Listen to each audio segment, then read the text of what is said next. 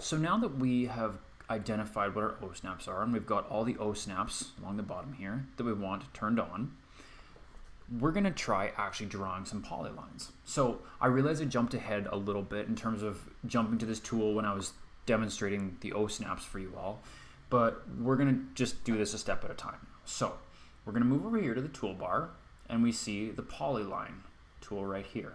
So we're going to click on them. So we've got that selected. Now, I believe in the scope of this project, the footprint for the building that you're supposed to design to locate on the site is somewhere around 15 meters by 7 meters by 8 meters high. So just to get a taste for what it's like to draw polylines, we're going to try drawing a building footprint that's 15 meters by 7 meters. Now, essentially the way this begins is, oops, I'm going to turn that off for a second. Essentially the way this begins is you'd start a polyline by clicking anywhere, and then you could make your next selection anywhere you wanted. Now, that's a little bit of a problem for right now because we have something that we want to design to very specific measurements, 15 meters by 7 meters. So what can we do about this? Well, here's what we're going to do. We're going to move down here. You see where the O snap is at the bottom of the screen, where my cursor is? We're going to move over here to Grid Snap. We're going to get that selected. So what Grid Snap does is essentially, as you can see, we're on a grid here. We are, as you can also see along the bottom here, this is a unit that we're in. We're working in meters. So each of these grid points is a meter.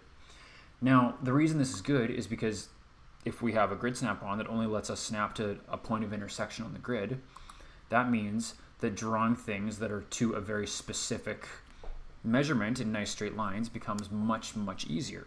So I can't just, draw a line to wherever the heck I want. Now it's going to automatically snap to an actual grid intersection, which is ideal for us. So we get a nice straight line here. And what we're going to do is, if we wanted to, we could count 1, 2, 3, 4, 5, all the way up to 15 if we wanted to. Or you can see up at the top here where it says next point of polyline. If we type 15 meters or just 15, it's going to produce a 15 meter line for us in the whatever direction we've got the cursor going. So I make sure my cursor with my line is going in the right direction. I'm going to type in 1, 5, and I'm going to hit enter. And look at that. The black line, that is 15. That is going to be 15 meters exactly. No matter what direction we want to take this in, it's going to maintain 15 meters length for that line. Now in this case, we do want it to go in this direction because we're drawing a building footprint. So once we have it like this, we're going to click and look at that. It draws a perfect. Now for our second point, we're going to find our grid. We're going to move up at a nice right angle. And this time we're going to try typing 7 for 7 meters. And we're going to hit enter. And look at that. We've got a nice 7 meter length. We can click, and we've got 7 meters there. Do the same thing again, moving back this direction. 1, 5, 15 meters, enter. There we have it. And then we know this is a remaining 7 meters. Now you're noticing that the entire time that I do this, keep an eye on what's going on down here in the measurement region of the screen.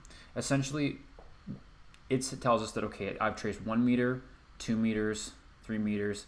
That's keeping track of just how long of a line that I've drawn. So there we have it. We have a nice 15 meter by 7 meter polyline there, and it's a nice closed polyline. Now let's say that for some reason we're drawing a polyline, but we want to leave one section open to maybe do something a little bit different with. So we're going to try drawing another one here. We're going to try 7 by 15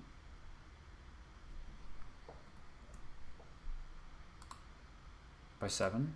But this time what we're going to do is, instead of closing it, let's say that we wanted to do something a little bit different with that region. That's completely fine. So what we're going to do is we're just going to hit enter instead of making another click. And look at that. Now we've got an open polyline instead. This one is closed while this one's open. Now, because of all of our O snaps are on, it's really easy for us to draw a different line. Let's say we want a different shape. For example, this is the curve polyline tool. Essentially, it's going to do something very similar to the original polyline tool, but it's just going to produce a curve instead. So let's see, I've got control points curve. So I'm going to make a selection here. I'm going to click. Doesn't really matter. I mean, this is more so for demonstration just to show you, but once I've found that endpoint, I'm going to go enter. But now look at this. We've got two separate lines, two separate polylines. This one and this one. Now this isn't a problem because what we're going to do now is we're going to use the join command. So we're going to select both of these, both sets of lines. We're going to type in join in the command bar. We're going to hit enter. And look, it says right here, two curves join into one closed curve. So this one was closed naturally because we drew for all four of our walls. And this one is now closed because even though we drew two different lines, now you see doing the selection, typing join, creates a nice closed curve. Now let's say that now that we've got this building footprint, maybe we want to try creating another footprint that does something a little bit unique in some portion of it, but we still want to keep this one. This is easy because now I'm going to show you how to use the copy tool. So the copy tool is right down here. It's this icon with the cluster of boxes. And what we're going to do is we're going to select this. We're going to click on this one because this is the one we want to copy. When it says select objects to copy, that's exactly what we're going to do. We'll click. We're going to go hit enter. And if you don't want to hit enter, you can always hit the right cursor key. Point to copy from. So it's going to ask us what point we want to grab to move with. So let's just, for simplicity's sake, let's just try this one. We'll grab him and all the way over like this. Look at that. Oh, and we can copy it as many times as we want. But in this case, we're just gonna make one copy. So there you have it. That's how the copy tool essentially works. It just gives us a point to grab, and then it's very easy to move a nice copy over.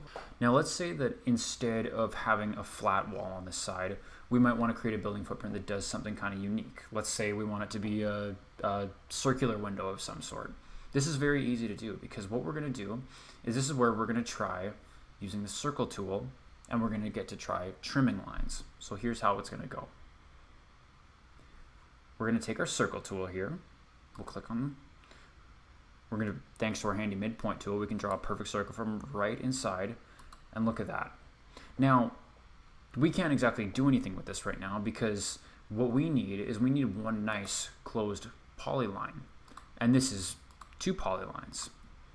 And this is where the trim tool is going to come in really useful because we're essentially going to trim the difference between this circle and this rectangle to get one nice closed polyline. Plus, then we're going to use the joint tool just like we just talked about. So to use the trim tool, we are going to simply type TRIM for trim. We're going to hit enter. We're going to select cutting object. So in this case, we're going to start by just trying to cut this wall out of the circle. So the so the circle is going to be the cutting tool in this case. Let me show you what I mean. So we're going to select the circle as our cutting object. Now anything that's inside of this or outside of this is essentially fair game to be cut, provided it's actually touching the cutting object, which in this case is the circle we've just selected. So I've selected my cutting object. I'm going to hit enter. Now select objects to trim. This is where, if I wanted to, I could trim this guy, and look at that, there he is. Or I could trim this side. As long as it's touching the cutting object, anything is fair game to be trimmed. And the reason that whole thing just disappeared is because this box was already a complete polyline, so it knows to cut everything in the polyline that's touching the cutting object. Now in this case, this is what we want to have cut since it's touching the cutting object. And there we have it. But we've still got this piece on the inside. So what we're going to do here is we're going to use the trim tool a second time. We're going to select our cutting object. Now this time, this is the piece that we want to have cut away. So this piece here that's going to be our cutting object. That'll be like the tool to cut around. So now that I've got that selected, I'm going to hit enter, select, and there we have it. We've got kind of a custom unique shape that we've edited using the cutting tool, or sorry, using the trimming tool rather. Now, this would be great, except look at this. This is the same problem we had with this guy over here. This is two separate entities. But now that we know about the join tool, this isn't a problem. So we're going to select everything we want to join, and we know it's all nicely joined with our O-snaps. And I'm just going to type join and hit enter. And as we can see up here on the bar, two curves join into one closed curve. Great.